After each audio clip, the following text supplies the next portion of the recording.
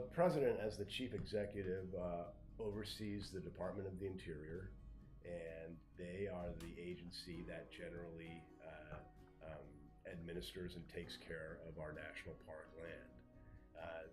Parks are created usually by an act of Congress, so there's a bill that needs to be passed in order for new land to be added to the system. But the president does have some ability to declare national monuments, which are very similar to national parks, and he can do that just as a chief executive. As it regards to national parks, Yes. well, the power distribution, if I'm getting the question right, it is mainly a federal authority. So, in other words, the government in Washington, D.C., can, through the legislative process, declare that land in states is going to belong to all Americans and not just the state. So sometimes states can object to that. They can feel like the federal government might be taking productive land that could be used for other purposes, and they're setting it aside for future generations.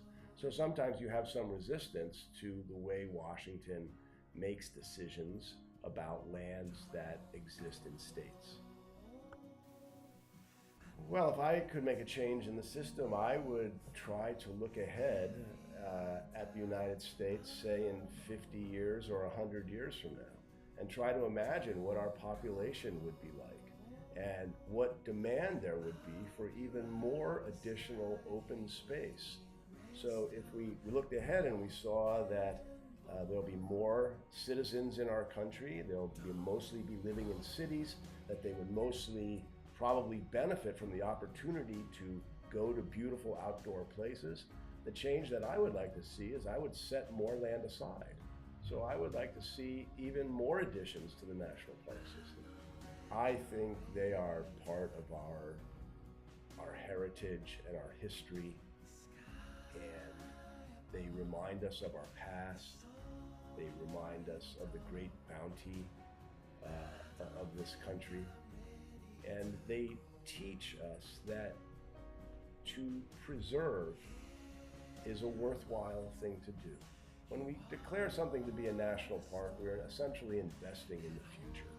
We say we want people yet unborn to be able to have an experience in this beautiful spot the way that we, the living, have been able to do that. Well, I think President Trump, with his conservative approach, would rather see the federal government stay out of many land use issues.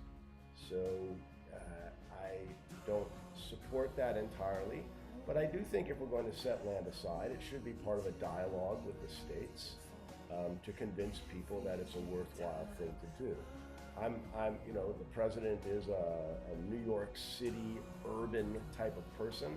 I'm not sure that he even appreciates the dusty, buggy, great outdoors. It might not be the place that he even wants to hang out. So I hope that the people can persuade the president to have a land policy that favors preservation. And I sort of doubt that will happen. Is any of that good? Yeah,